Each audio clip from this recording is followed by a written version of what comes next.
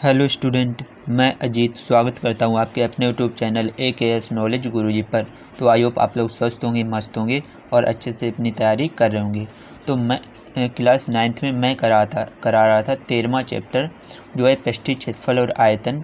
इसमें हमने जो प्रश्नावली शुरू की थी 13 से, इसमें मैंने 2 सवाल और इसके सूत्र कंप्लीट करा दिए थे। अब मैं करा रहा हूँ ये तीसरा सवाल। इससे पिछली जो वीडियो है उसका लिंक आपको नीचे डिस्क्रिप्शन में मिल जाएगा, वहाँ पर जाकर आप वो वीडियो देख सकते हैं। बाकी ये तीसरे क्वेश्चन को समझेंगे। क्या लिखा है, एक आयताकार ठोस की लंबाई चौड़ाई से 2 गुनी और ऊंचाई से 3 गुनी है और उसका जो आयतन है वो 36 घन सेंटीमीटर है, तो चौड़ाई क्या होगी। मतलब जो आयताकार ठोस है यानी जो घनाभ है, उसकी जो लंबाई है वो चौड़ाई से 2 गुनी और ऊंचाई से 3 गुनी है। ठीक है, तो आयताकार जो ठोस होता है उसको घनाभ बोलते हैं। तो हम मान ले रहे, माना जो आयताकार ठोस है, माना आयताकार ठोस की लंबाई L, चौड़ाई B और ऊंचाई H है। हमने ये मान लिया जो आयताकार ठोस है उसकी जो लंबाई है वो स्मॉल l है, चौड़ाई स्मॉल b और जो ऊंचाई है वो स्मॉल h है। तो सवाल में ये कहा जो इसकी लंबाई है वो चौड़ाई से 2 गुनी है, यानी कि जो लंबाई है वो चौड़ाई से कितनी गुनी है, 2 गुनी है। यहाँ से अगर हम b का मान निकालें तो 2 बटे में आ जाएंगे, तो b बराबर कितना आ जाएगा, l/2। ठीक है, सेम ऐसे ये भी कहा है जो लंबाई वो चौड़ाई से 2 गुनी और ऊंचाई से 3 गुनी है, यानी कि जो लंबाई है वो ऊंचाई की कितनी गुनी है, 3 गुनी है, तो 3h कर देंगे। यहाँ से जब h का मान निकालेंगे तो 3 कहाँ आएंगे, बटे में, तो h बराबर हो जाएगा l/3।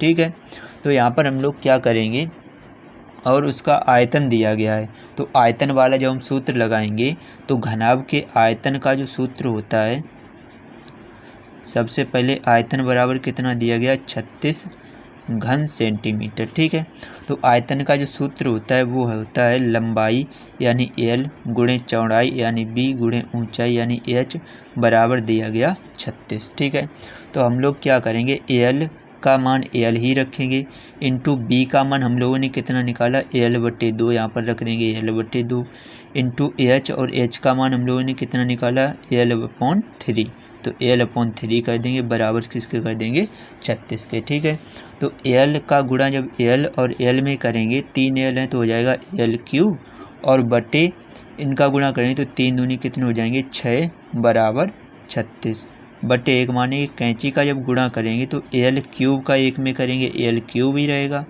और बराबर 36 का 6 में करेंगे तो कितना आ जाएगा, 36 की 6 हासिल 3, 6 का 3 में 6 3 18, 18 और 3 21, 216।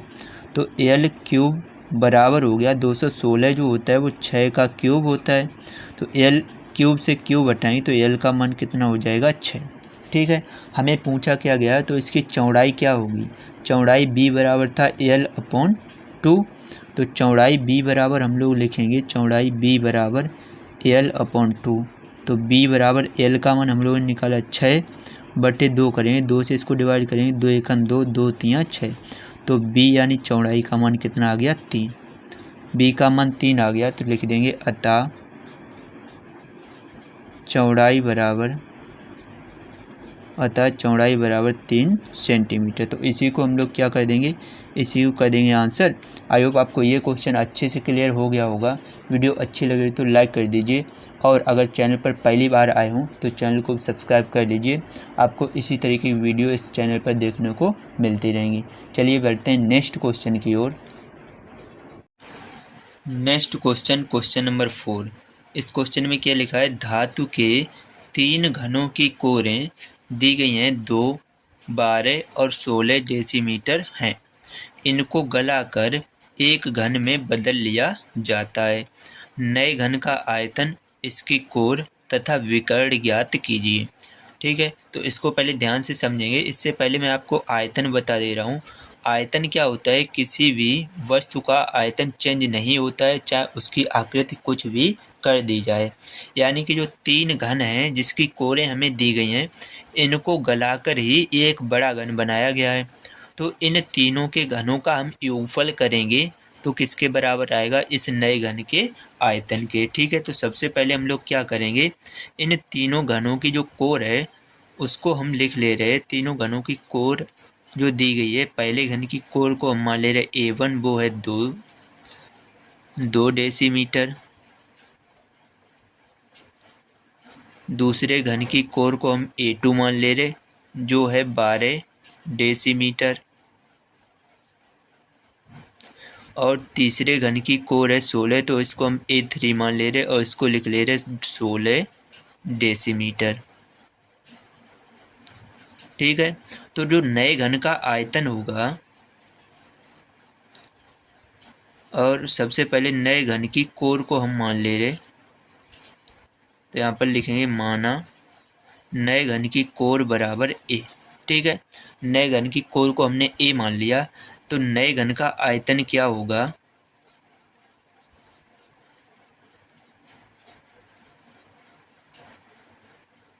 नए घन का आयतन होगा तीनों घनों के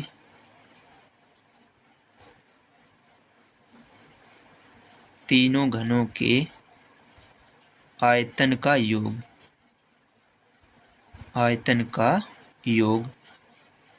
तो तीनों घनों का हम आयतन निकालेंगे। पहले घन का आयतन होता है A क्यूब, तो पहले घन का आयतन हो जाएगा A1 क्यूब, प्लस दूसरे घन का आयतन हो जाएगा A2 क्यूब, और तीसरे घन का आयतन हो जाएगा A3 क्यूब। तीनों घनों के आयतन का जब योग करेंगे, यानी कि A1 का योग करेंगे, A1 का मान है 2 और उसका कर देंगे क्यूब, प्लस A2 का मान है 12 का कर देंगे क्यूब, प्लस A3 का मान कितना है 16, तो 16 का भी हम कर देंगे क्यूब।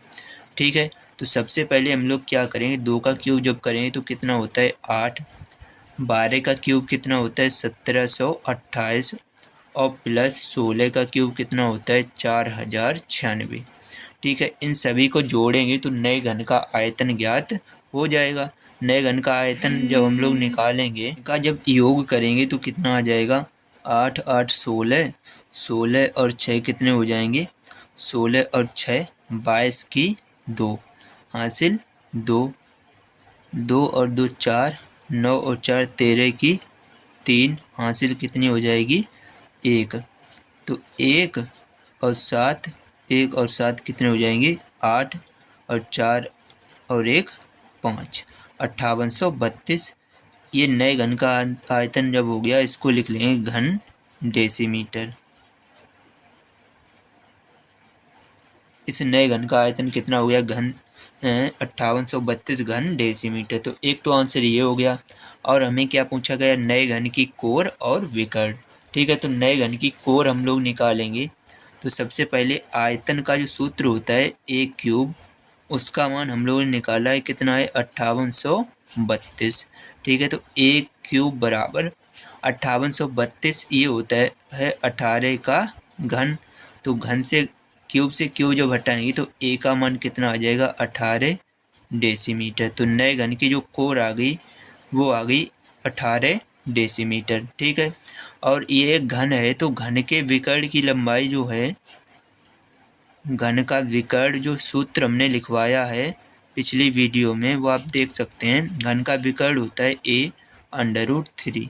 तो A का मान हम लोगों ने निकाल लिया, कितना है? 18 यहाँ पर रख देंगे तो हो जाएगा 18√3 डेसीमीटर। तो यही तीनों आंसर हो गए। ये हो गया नए घन का आयतन, ये हो गया नए घन की कोर, और ये हो गया नया घन का जो विकर्ण है उसको। तो इन्हीं को हम कर देंगे आंसर। आई होप आपको ये क्वेश्चन अच्छे से क्लियर हो गया होगा। अगर वीडियो अच्छी लगी हो तो लाइक कर दीजिए, और अगर चैनल पर पहली बार आए हो तो चैनल को भी सब्सक्राइब कर लीजिए। चलिए, मैं मिलता हूँ आपसे नेक्स्ट वीडियो में नेक्स्ट बचे हुए सवालों के साथ। तब तक के लिए जय हिंद, जय भारत, जय माता दी।